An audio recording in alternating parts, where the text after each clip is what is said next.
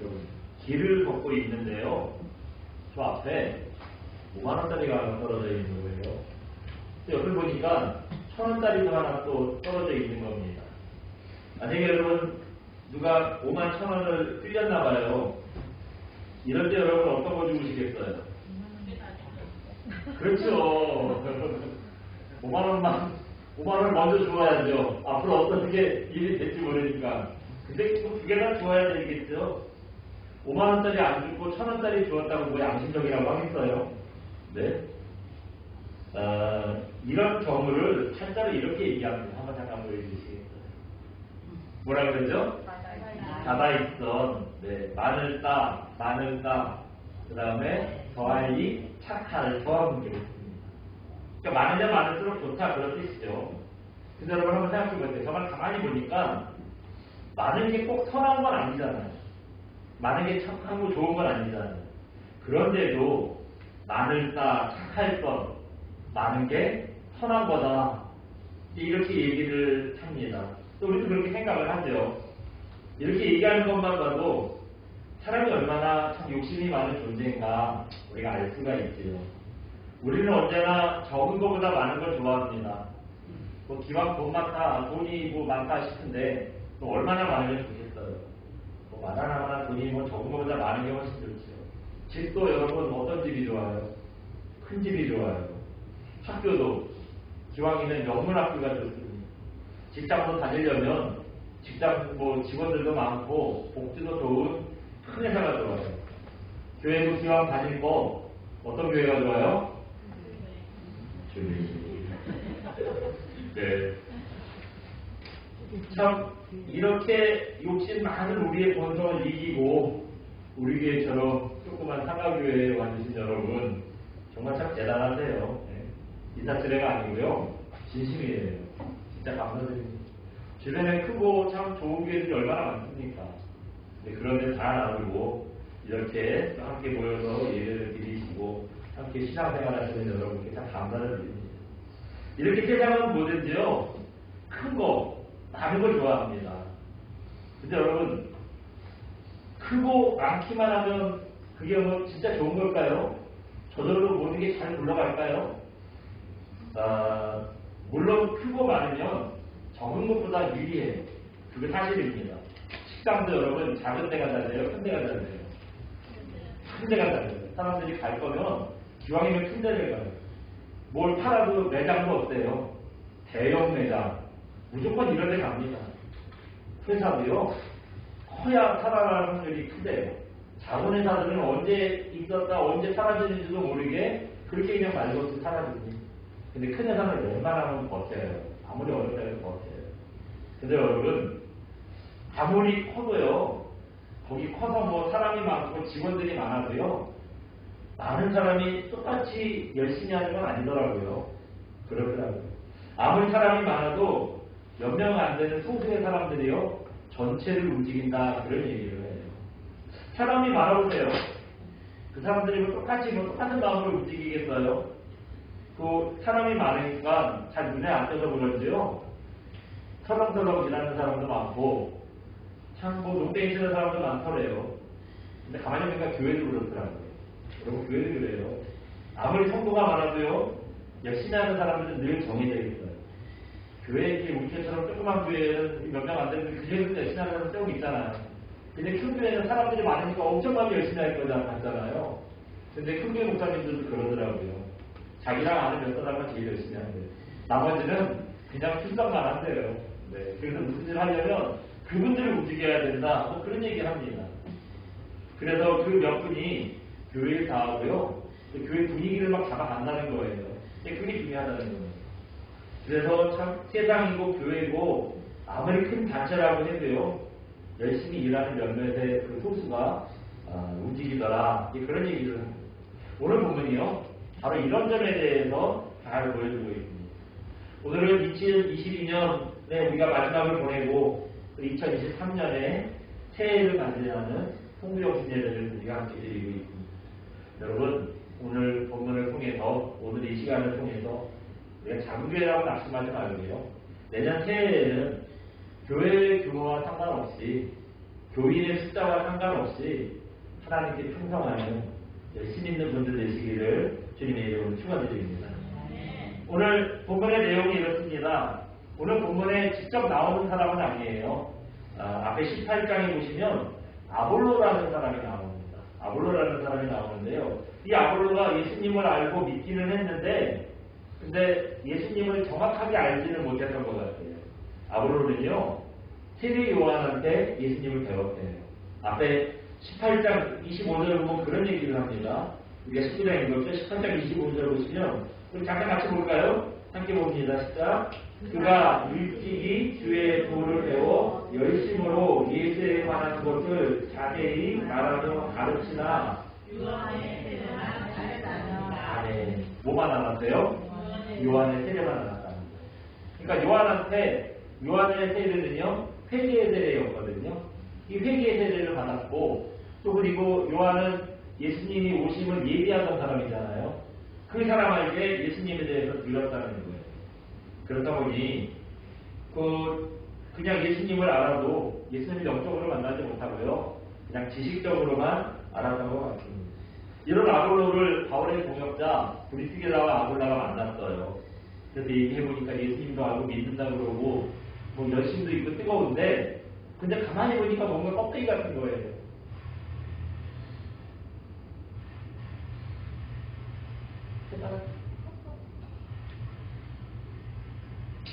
F를 부르네?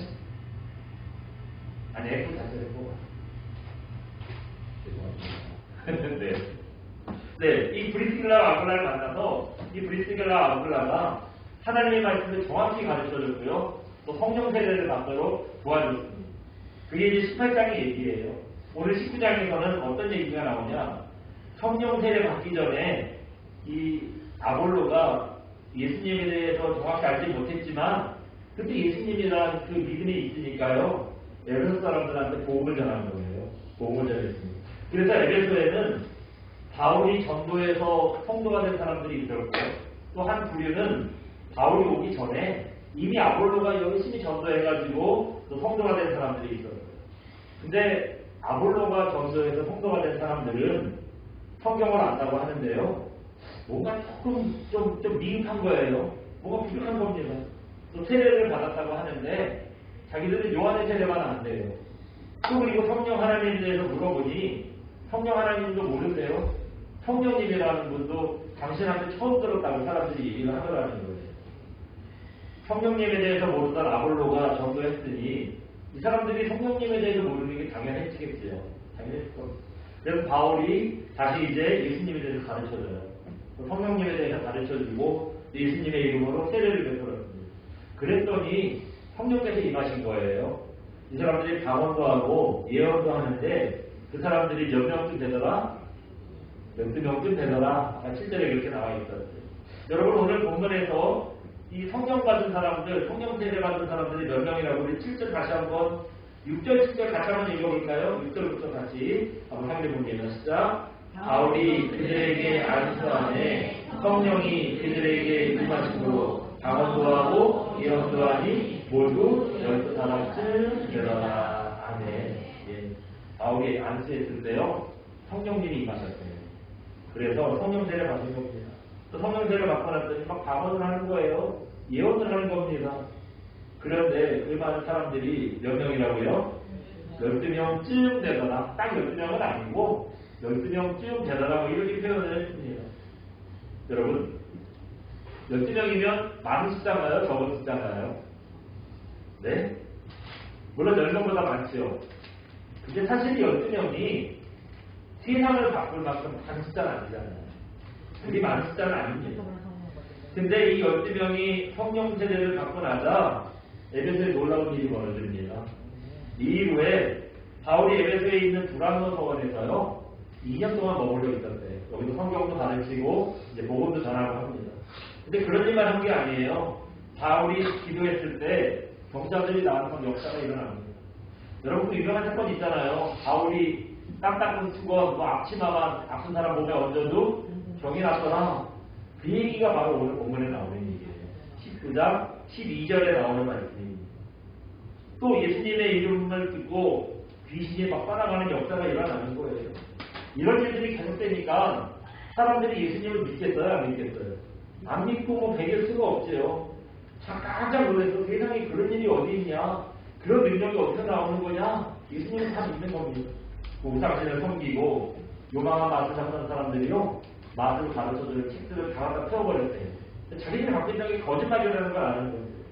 이 모든 일의 결론을 얘기해주는 말씀이 오늘 본문 19장 20절입니다. 우리 19장 20절 같이 한번 읽어볼까요? 19장 20절입니다. 같이 봅니다. 시작. 이와 같이 주의 말씀이 힘이 있어 흑암하여 세력을 얻느니라. 아멘. 예. 여기 네. 뭐라고 했습니까? 예수님의 이름을 부를 때 병자가 낫고 귀신이 떠나가고 요망한 맛을 버리고 예수 믿는 사람들이 계속 늘어나더니 그 다음에 진짜 중요한 말씀이에요. 하나님의 말씀이 힘있게 쫙 퍼져나갔더라. 그렇게 지금 말씀하고 있습니다. 참 은혜로운 결론이죠. 네? 참 은혜로운 결론이에요. 이렇게 아주 해피엔딩으로 뭐 바울 그 복음이 아주 풍성해졌다. 복음이 아주 쫙쫙 퍼져나갔다. 참 얼마나 듣기도 좋은 말씀입니다. 근데 여러분 이런 결과가 바울이 혼자 열심히 해서 얻은 결과일까요? 바울만 열심히 했겠어요? 네? 물론 바울의 영향이 컸죠. 바울의 영향이 컸을 겁니다. 근데 아까 우리가 잊었던 사람들 있잖아요. 12명의 성경 세례 받은 사람들. 이 사람들은 아무 일도 안 하고 팔짱 끼고 바울 열심히 한다. 그렇게 옆에 사람만 보고만 있었을까요? 여러분 이 사람들도요. 분명히 함께 했을 거예요. 이 역사에 분명히 한 축을 감당했을 겁니다. 왜냐하면은 여러분 성령 받은 사람은 옛날에 나로 있을 수가 없거든요. 성령 세례 받으면 내가 옛날에 나로 그냥 여전히 살 수가 없는 거예요. 성령 세례를 받는 순간 주님께서 내 마음에 찾아오십니다. 그래서 나의 주인이 되어주시고 이제 그때부터는 내 생각이 바뀌어요. 내 말이 바뀝니다. 행동이 바뀌어요. 네. 옛날에 술 마시고 춤추고 노래하고 이런 쾌락이 좋았는데 성령께서 내 안에 계시고 나를 주장하니까요. 사람이 달라지는 겁니다. 그 좋던 쾌락이 이제 싫어지는 겁니다. 아마 오늘도 젊은 사람들뿐만 아니죠. 저기 아마 불야성인 거예요. 그래서 어떻게 이유가 옛날에 그게 좋았는데 예수님 만나고 나면 이제 이런 상황이 돼요. 여기 이 사람들 왜 와 있어요? 예전에 제가 그 결혼을 하고요. 제가 직장 생활을 좀 했는데 사역을 좀 쉴 때가 있었어요. 회사를 좀 다녔습니다. 그런데 이제 그렇다 보니 어디 뭐 적을 주고 교회를 다니는 건 아니고 이제 뭐 큰 교회 그냥 예배를 드리러 다녔어요. 그런데 이제 성교 없은 예배가 돼서 집사람이랑 같이 이제 결혼해서 이제 첫 해인데 저녁을 먹고요. 이제 저희 부모님 다니시는 교회에 같이 가야겠다 생각을 하고 거기 이제 부모님과 만나기로 했어요. 그래서 시간이 막 빠듯해가지고 음식점에서 시키고 빨리 주세요. 그랬더니 뭐 좋은 데가 지나가요. 저번에 직원이가 그래요. 그래서 우리 이제 빨리 밥 먹고 예배 드리러 가려고 그런다 그랬더니 깜짝 놀래요. 뭐 이런 사람들이 다 있다는 표정으로 도는 거예요. 그 사람들 이해를 못하죠. 이 12월 31일 이 황금 같은데 교회를 간다고 그래서 밥을 빨리 먹겠다고 이런 표정으로 쳐다보더라고요. 근데 여러분 우리 주님 만나면 다 그렇게 되잖아요. 네. 그게 좋다는 걸 알잖아요. 옛날에 좋아했던 그 쾌락이 이제 다 싫어지고 말씀이 좋고요. 찬양하고 기도하는 게 좋고요. 거룩하게 사는 게 좋은 거예요. 그게 바로 성령 받은 사람들의 변화된 모습이죠. 또 한 가지는 성령 세례를 받고 나면요. 나만 변하지 않습니다. 나만 변하지 않아요. 내가 변한 모습을 보고 다른 사람도 영향을 받아요. 그래서 다른 사람까지 변화시키고 예수님을 믿게 만드는 겁니다. 에베소에서 일어났던 놀라운 일들 절대 바울 혼자 이런 일을 이루지 않았을 거예요. 성령님이 임한 12사람들 분명히 함께 일을 했을 겁니다. 처음에는 바울이 이 일을 주로 했겠죠. 바울이 처음에 그 일을 먼저 시작을 했을 거예요. 근데 여러분 바울이 에베소에서 영원히 살지 않았어요. 아까 제가 말씀드렸는데 바울이 에베소에 머문 기간은 2년 정도 되다가 두란노 서원에서 2년 정도 있으면서 말씀을 가르치고 사람들에게 복음도 전하고 했어요. 그럼 2년 후에는 어떻게 됐을까요? 2년 후에 이 사람들이 하는 거예요. 바울이 영원히 거기 함께 살지 않았을 때 바울 떠난 다음에는요. 성령 받은 12명의 사람들이 그 일을 이어받는 겁니다. 그래서 이 12명의 사람들이 정말 이 그리스도의 빛이 뭔가를 비추게 하고요. 에베소 사람들이 참 그리스도인들을 그 12명을 주목했을 거예요. 아, 저 사람들은 어떻게 살더라. 저 사람이 어떤 말을 하더라. 저 사람들 속에 있는 하나님이 어떻게 역사하시더라. 아마 주목했을 겁니다.